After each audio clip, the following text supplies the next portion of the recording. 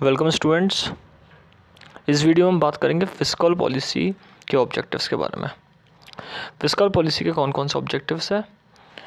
Previous video में हमने बात करी थी फिस्कल पॉलिसी के मीनिंग के बारे में। इस वीडियो में हम ऑब्जेक्टिव को कवर करेंगे। सबसे पहले ऑब्जेक्टिव है full employment.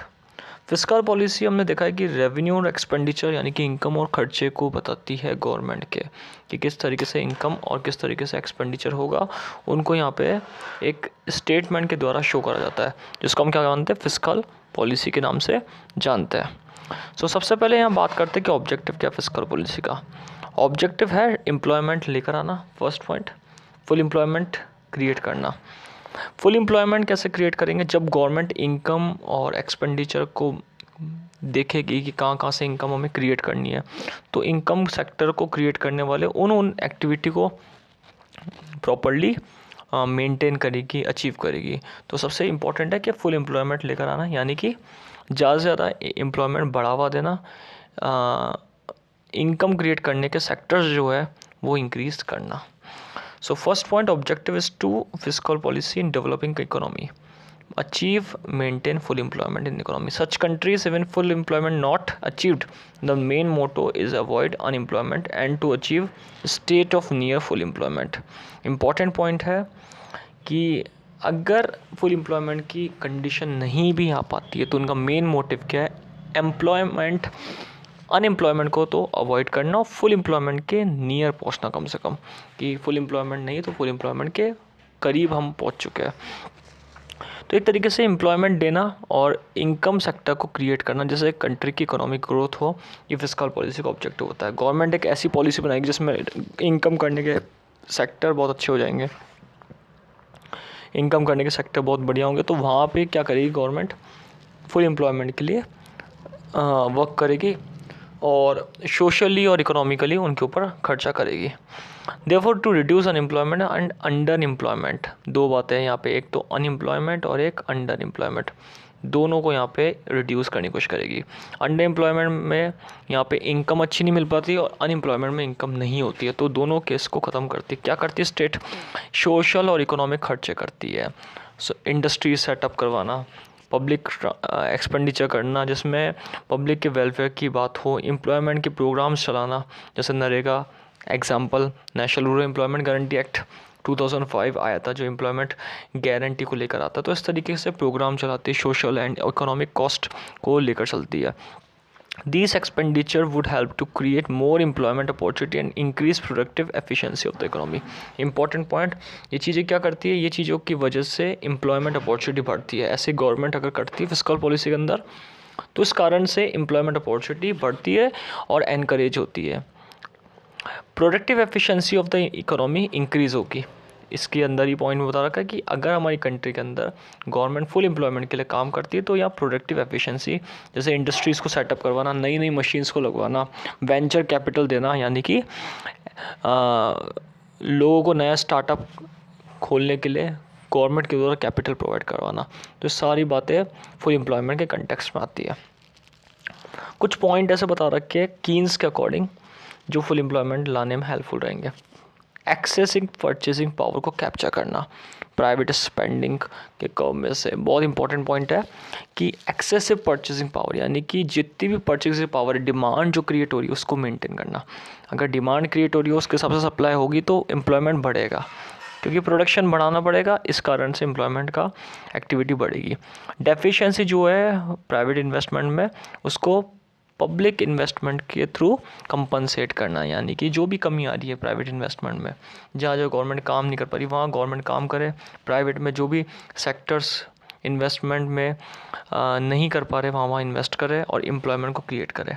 Cheap money policy, lower interest rate attract more employed, ऐसी पॉलिसी बनाना जो नए नए एंटरप्रेन्योर्स को, जैसे वेंचर कैपिटल प्रोवाइड करना, स्टार्टअप में हेल्प करता है, लो इंटरेस्ट रेट को प्रोवाइड करना बैंक से लोन लेने में, तो ये क्या है, ये फुल एम्प्लॉयमेंट में मदद करेंगे। ये पॉइंट जो कीन्स से बनाया कि डिमांड को कैप्चर करना, डेफिशिएंसी को पूरा करना प्राइवेट इन्वेस्टमेंट में, और प्राइवेट सेक्टर्स में जो एम्प्लॉयमेंट है उनको हेल्प करना, कैपिटल प्रोवाइड करके स्टार्टअप में जो है उनको हेल्प करना। मनी पॉलिसी एक ऐसी बनाना जो एम्प्लॉयमेंट को फेवर करती हो। लो इंटरेस्ट रेट को क्रिएट करना बैंक से लोन लेने में या फिर अदर फाइनेंसिंग सेक्टर से लोन लेने में।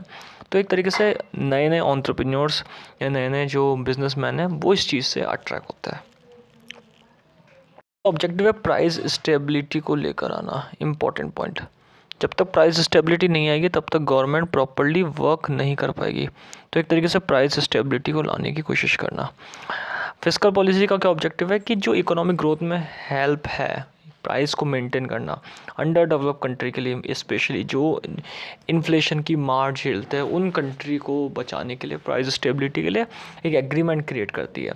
डेवलपिंग कंट्री में क्या करती है, इन्फ्लेशन को मेंटेन करने के लिए इकोनॉमिक स्टेबिलिटी लाने की कोशिश करती है। गवर्नमेंट अलग अलग पॉलिसी बनाती है जो इकोनॉमिक स्टेबिलिटी में हेल्प करती हो। जैसे इकोनॉमिकली एम्प्लॉयमेंट की policy banana, for example economically infrastructure की पॉलिसी बनाना, गवर्नमेंट हॉस्पिटल्स को ओपन करवाना। तो ये बहुत सारे ऐसे अलग अलग केसेस है जो एग्रीमेंट है जो इकोनॉमिक ग्रोथ में हेल्प करता है। In developing country economic instability is manifested in form of inflation, important point. ज़्यादातर अगर देखा जाए तो डेवलपिंग कंट्री में प्रॉब्लम आती है डेवलप कंट्री को छोड़ के कि इकोनॉमिक स्टेबिलिटी मैनिफेस्टेड हो जाती है, शो हो जाती है। ये एक इम्पॉर्टेंट पॉइंट है। Professor Knox believed that inflationary pressure are inherent in the process of investment, but the way to stop them is not to stop investment. Inflationary pressure के ऊपर एक इकोनॉमिस्ट जो है प्रोफेसर नॉक्स, उन्होंने भी ये बात बता रखी है कि इन्फ्लेशनरी प्रेशर को रोकना है तो इन्वेस्टमेंट को आपको बढ़ाना पड़ेगा।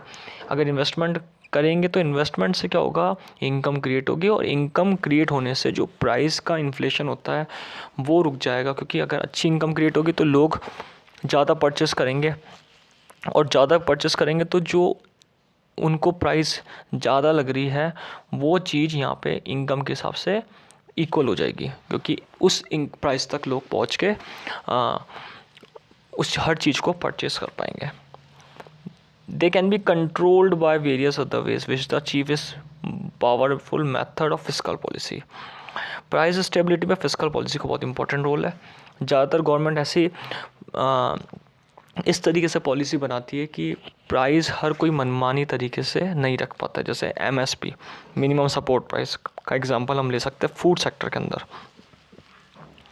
फॉर एग्जांपल किसी भी प्रोडक्ट के ऊपर मेडिसिन्स हो, चाहे वो स्टेशनरी हो, चाहे वो गारमेंट्स के हो, चाहे वो फूड प्रोडक्ट हो, एक्सेट्रा, सब में गवर्नमेंट अगर रूल्स एंड रेगुलेशन बना के पॉलिसी बनाती है तो उस केस के अंदर प्राइस जो होती है ना वो स्टेबल रहती है। Therefore, in developing economies, inflation is permanent phenomena where there is a tendency to rise in the price due to expanding trend to public expenditure. और ये चीज़ बहुत ज़्यादातर देखी जाती है कि प्राइस कब बढ़ती है, जब खर्चे ज़्यादा बढ़ते हैं। क्योंकि प्राइस जैसी बढ़ती है इसका मतलब एक्सपेंडिचर बढ़ रहा है, क्योंकि डिमांड बढ़ रही है, डिमांड के कारण एक्सपेंडिचर बढ़ रहा है, और डिमांड को कम करने के लिए प्राइस बढ़ाई जाती है।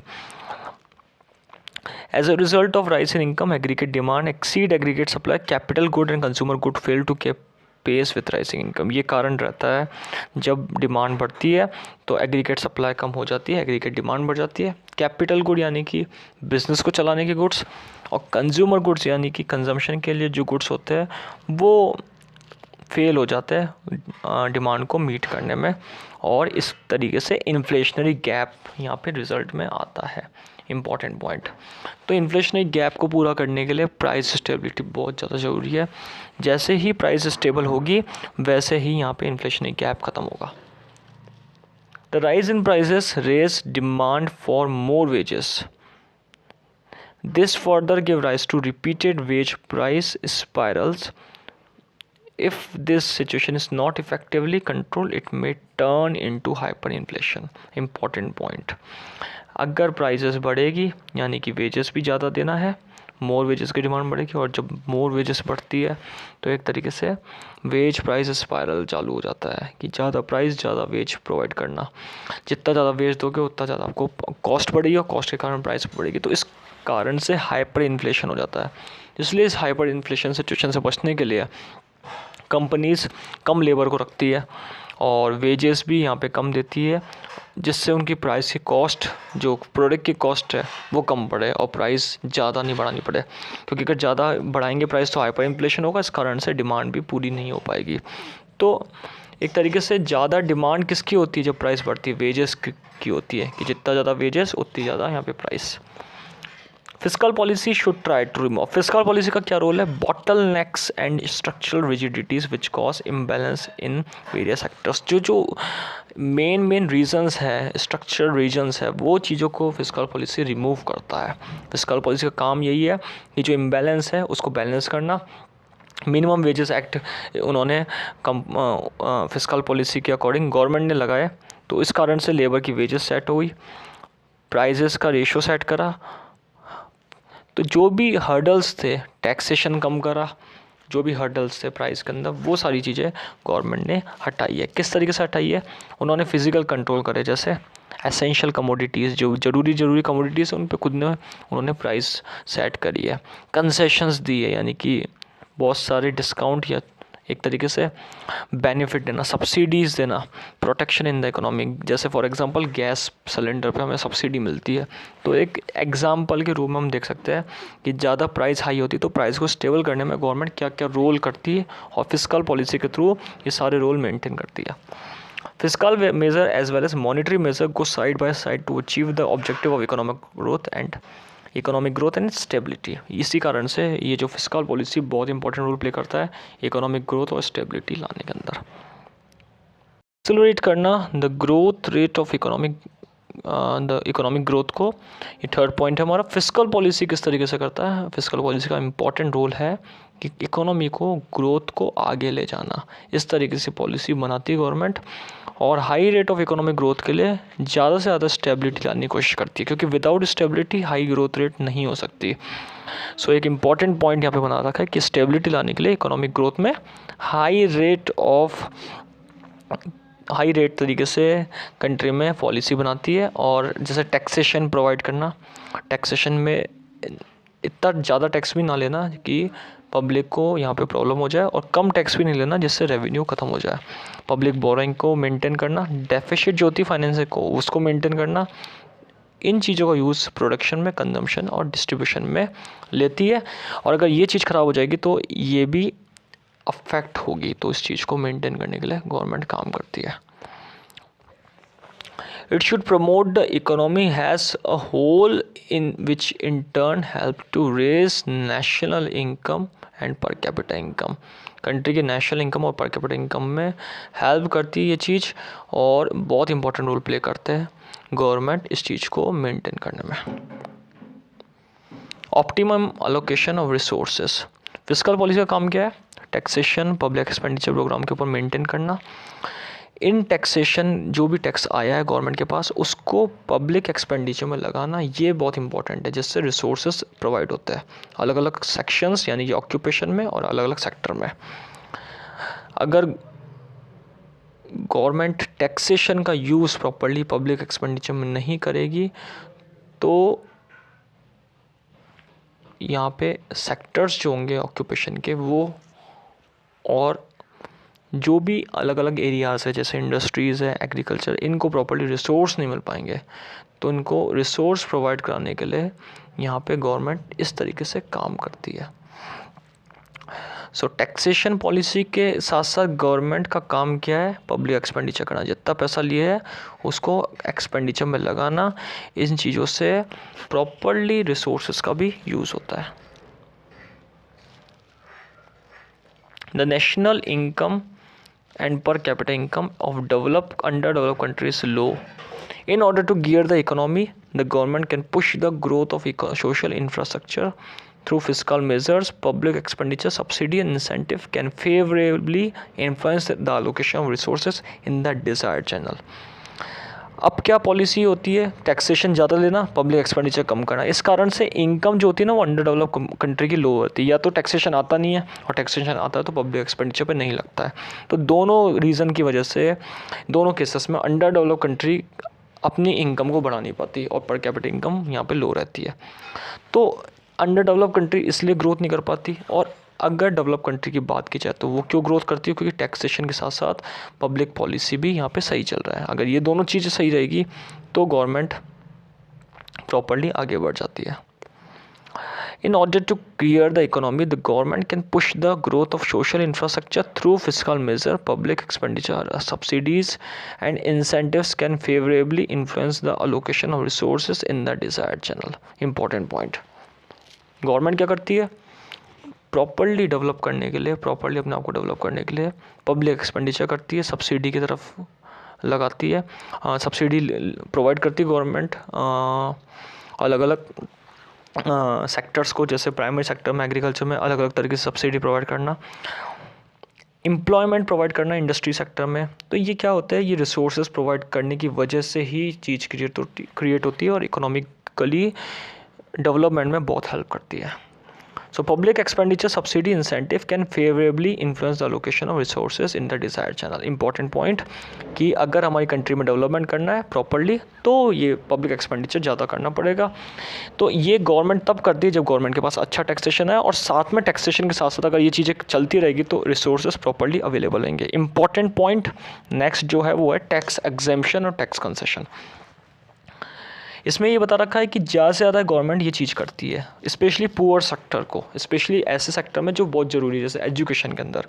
इन चीज़ों में गवर्नमेंट अगर टैक्स एक्सेम्पशन और टैक्स कंसेशन करती है तो ये रिसोर्सेज लाने में हेल्प करता है इंडस्ट्रीज़ को और डेवलप करने में हेल्प करता है। नेक्स्ट पॉइंट है equitable distribution of income and wealth. Income और वेल्थ में तेज़ी से इक्विटेबल डिस्ट्रीब्यूशन होना।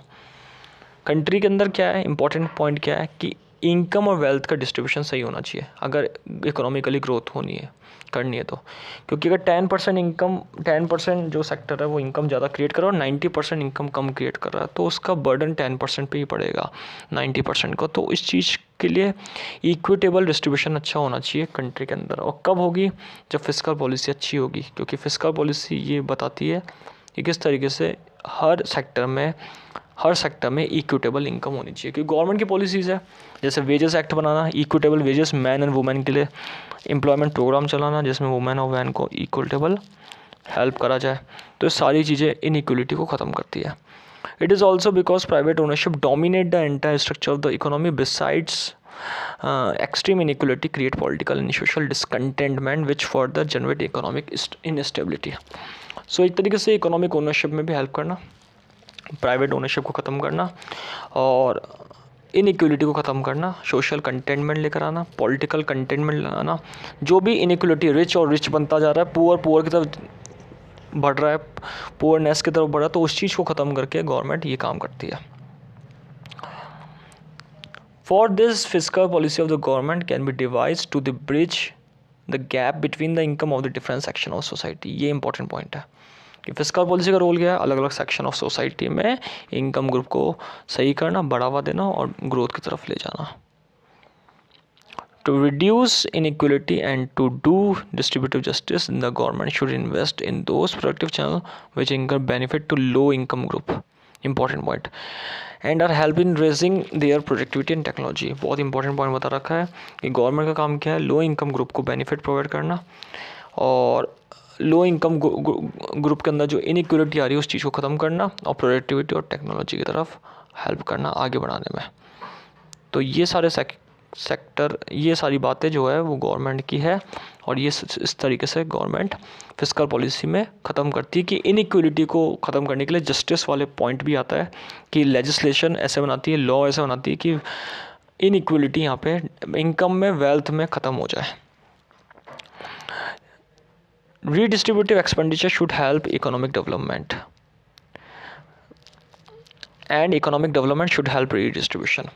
तो रीडिस्ट्रीब्यूशन करती है अच्छी तरीके से, rent, wages, income, interest and profit, इन चीज़ों को ढंग से मेंटेन करती है, लेबर को अच्छा एम्प्लॉयमेंट देती है, जो लेबर स्किल्ड है, अनस्किल्ड है, उनको सबको, जो अनएम्प्लॉयमेंट की तरफ बढ़ रहे हैं उनको ऐसे ऐसे पॉलिसी चलाती है। जैसे नरेगा वाला एग्जांपल हमने पहले ही पढ़ा था, प्रधानमंत्री रोजगार योजना, ये सारे एग्जांपल क्या है, ये एग्जांपल ये है कि पुअर सेक्टर को एनकरेज करता है एम्प्लॉयमेंट की तरफ बढ़ने में, और उनका ग्रोथ करने में।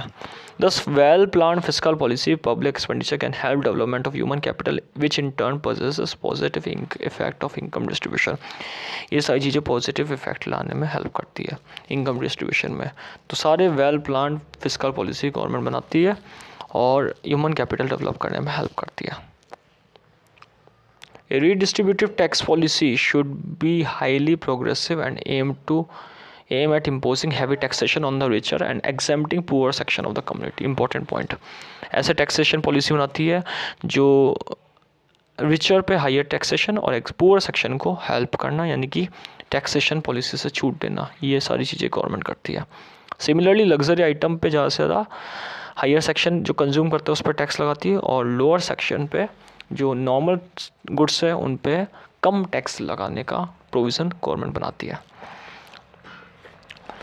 फिस्कल पॉलिसी का एक ऑब्जेक्टिव है इनकम स्टेबिलिटी लाना, इकोनॉमिक स्टेबिलिटी लाना, और वो यहाँ पे तभी करती है जब फ्लक्चुएशंस को मेंटेन कर ले। इंटरनेशनल जो फ्लक्चुएशंस आ रहे हैं जैसे मंदी आ जाना, डिप्रेशन आ जाना, इकोनॉमिक एक्टिविटी ख़त्म होना, तो उसके लिए अलग से पॉलिसी बना के रखती है। जो भी वेरिएशंस आ रहे हैं उन वेरिएशंस को मेंटेन करना, इसलिए डेवलप कंट्री को वेरिएशन फेवरेबल रहता है और अंडर डेवलप कंट्री को ये डेवलपिंग में अनफेवरेबल रहता है।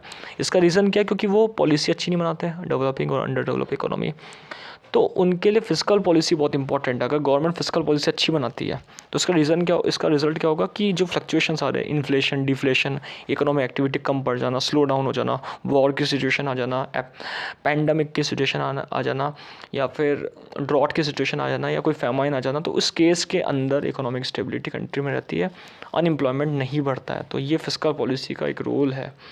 So for the purpose of bringing economic stability, fiscal methods should incorporate built-in flexibility in the budgetary system. इसलिए बजटरी सिस्टम को मेंटेन करने में गवर्नमेंट इंपॉर्टेंट रोल हेल्प करती है।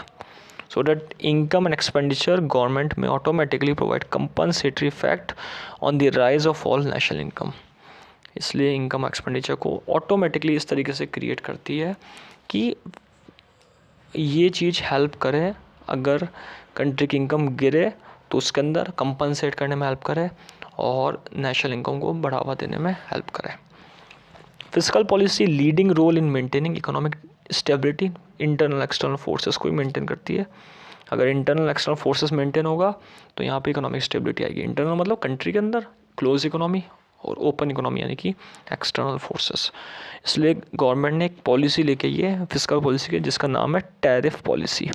टैरिफ पॉलिसी को एक्सटर्नल पॉलिसी से जोड़ा जाता है, जो इंपोर्ट एक्सपोर्ट पे टैरिफ चार्ज करना और रूल्स एंड रेगुलेशन मेंटेन करना है इंपोर्ट एक्सपोर्ट के रिगार्डिंग। सो इन नटशेल, यानी कि शॉर्ट में अगर देखा जाए तो पॉलिसी जो है फिस्कल पॉलिसी, उसका काम क्या है? बैलेंस ग्रोथ करना और अलग अलग सेक्टर्स को डेवलप करना। ये एक इम्पॉर्टेंट रोल है फिस्कल पॉलिसी का।